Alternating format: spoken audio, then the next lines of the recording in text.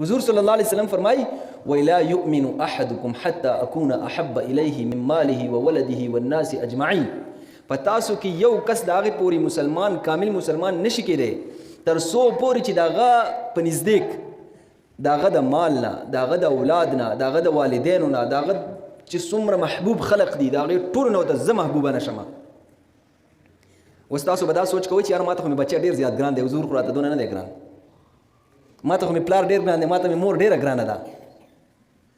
او دا ګرانوالي ته دلیل دا دی چې یاره د بچي لپاره موږ شپه ورځ چې کوم دی په سعودي کې هم لګیا یو، په کراچو کې هم لګیا یو، په اډو کې هم لګیا یو، په پټو کې هم لګیا یو.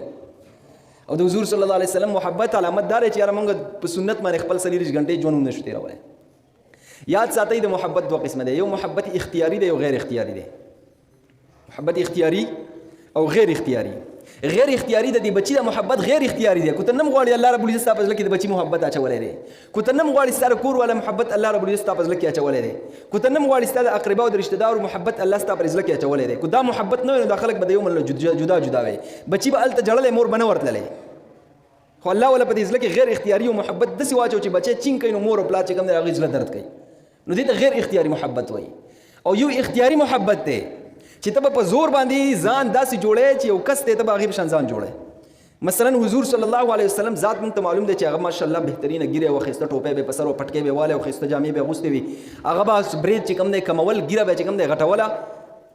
وس موږ بس کوم موږ د حضور صلی الله علیه وسلم دغه ذات ته ګورو او اختیاري تور به موږ دا کار کوو چې موږ هم ګیره پریدو، موږ هم سر باندې خسته پټکی وو، موږ هم خسته جامې اغوندو، برید به کمو، ګیرې به غټو.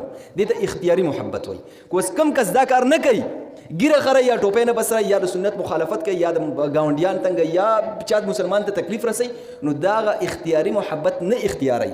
د حضور صلی الله علیه وسلم سره دا محبت نه کوي، نو حضور صلی الله علیه وسلم وایي دا کامل مسلمان اړو دی نه، دا کامل مسلمان اړو دی نه.